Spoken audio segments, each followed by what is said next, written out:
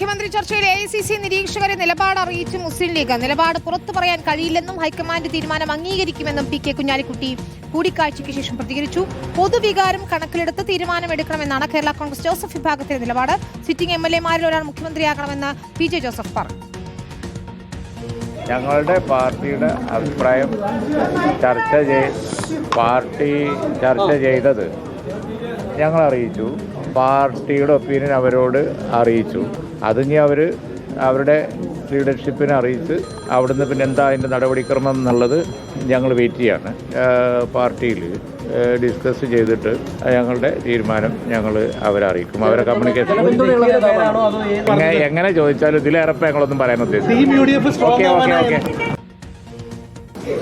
A quick decision should be taken. Decision as early as possible, taking into consideration the public opinion in Kerala. പ്രത്യേക പേര് അങ്ങനെ എന്തെങ്കിലും പറയുന്നുണ്ടോ? Congress high command എടുക്കുന്ന തീരുമാനം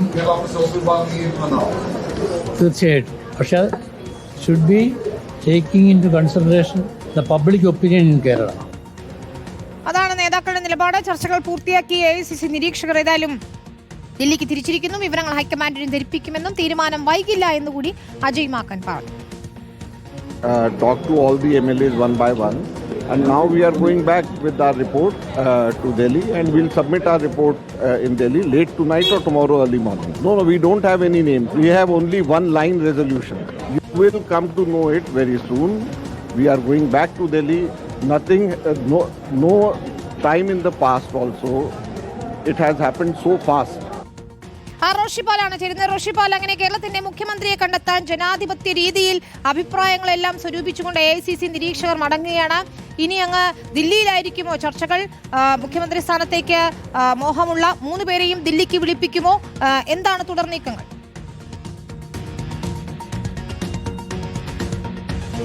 അഭിനിത, ഇനിയുള്ള ചർച്ചകൾ നിർണായകമാണ്. കാരണം സംസ്ഥാനത്ത് നിരീക്ഷകർ അവരുടെ ആദ്യഘട്ട നടപടിക്രമങ്ങൾ പൂർത്തിയാക്കിയാണ് അല്പസമയം മുമ്പ് ദില്ലിയിലേക്ക് മടങ്ങിയത്. രാത്രിയോടെ ദില്ലിയിലെത്തുന്ന നിരീക്ഷകരായ അജയ് മാക്കനും മുഗൾ വാസ്നിക്കും ഇന്ന് രാത്രി തന്നെ ഒരുപക്ഷെ ഈ കൂടിക്കാഴ്ചയിൽ വിവരങ്ങൾ അത് മല്ലികാർജ്ജുൻ ഖാർഗെക്ക് കൈമാറും. അതിൻ്റെ അടിസ്ഥാനത്തിലായിരിക്കും നാളെ കോൺഗ്രസ് ഹൈക്കമാൻഡ് തുടർ തീരുമാനങ്ങൾ എടുക്കുക. ഒരുപക്ഷെ നാളെ തന്നെ നേതാക്കളോട് ദില്ലിയിലേക്ക് എത്തിച്ചേരാൻ പറയാൻ സാധ്യതയുണ്ട്. അങ്ങനെയെങ്കിൽ രമേശ് ചെന്നിത്തലയും VD സതീശനും ദില്ലിയിലേക്ക് രാവിലെ തന്നെ തിരിച്ചേക്കാൻ സാധ്യതയുണ്ട്. അവർ ദില്ലിയിലേക്ക് പോകാൻ എല്ലാ തയ്യാറെടുപ്പുകളും പൂർത്തിയാക്കിയിട്ടുണ്ട്. കാരണം ദില്ലിയിൽ നേതാക്കളെ കൂടി വിശ്വാസത്തിലെടുത്തുള്ള ഒരു തീരുമാനം മാത്രമേ ഉണ്ടാവുള്ളൂ. കാരണം 3 നേതാക്കൾ മുഖ്യമന്ത്രി പദത്തിലേക്ക് ചരടുവലി സജീവമാക്കിയിട്ടുണ്ട്. ആ ഘട്ടത്തിൽ മറ്റ് 2 നേതാക്കൾ ആരെയാണോ മുഖ്യമന്ത്രിയെ തീരുമാനിക്കുന്നത് അതിൽ അതൃപ്തരായ 2 നേതാക്കളുണ്ടാകും. അവരെ കൂടി കാര്യങ്ങൾ ബോധ്യപ്പെടുത്തി അങ്ങനെ ഐക്യകണ്ഠേനയുള്ള ഒരു തീരുമാനം എന്ന നിലയിലേക്ക് എത്തിക്കാൻ തന്നെയാണ് ശ്രമിക്കുക. ഏതായാലും ഏറ്റവും നിർണായകമായ ചർച്ചകൾ നാളെ ദില്ലി കേന്ദ്രീകരിച്ചായിരിക്കും നടക്കുക. 10-ാം തീയതി പാർലമെന്ററി പാർട്ടി നേതാവിനെ തീരുമാനിക്കുമെന്നാണ് ഈ നിരീക്ഷകർ MLA-മാരെ അറിയിച്ചിരിക്കുന്നത്. ഏതായാലും കേരളത്തിലെ അഭിപ്രായ പ്രകടനങ്ങൾ കഴിഞ്ഞു. അത് ഘടകകക്ഷികളുടെ ഉൾപ്പെടെ അഭിപ്രായങ്ങളെല്ലാം അറിയിച്ചു കഴിഞ്ഞു. ഇനി പന്ത് ഹൈക്കമാൻഡിൻ്റെ കോർട്ടിലാണ്. പ്രത്യേകിച്ച് രാഹുൽ ഗാന്ധിയുടെയൊക്കെ നിലപാട് അതിനിർണായകമാകും. മുതിർന്ന നേതാക്കൾ ഉൾപ്പെടെയുള്ളവരുടെ നിലപാട് സ്വീകരിച്ചാണ് ഇത് കോൺഗ്രസിൻ്റെ പാർലമെന്ററി പാർട്ടി ലീഡറെയാണ് തീരുമാനിക്കുന്നതെങ്കിൽ പോലും ഘടകകക്ഷികളുടെ ഒക്കെ അഭിപ്രായം ആരാഞ്ഞു എന്നതാണ് ഇതിലേറ്റവും പ്രധാനപ്പെട്ട ഒരു പ്രത്യേകത. എല്ലാവരുടെയും അഭിപ്രായം കേട്ടു, ഒപ്പം നേതാക്കളുടെയൊക്കെ അഭിപ്രായം കേട്ടു.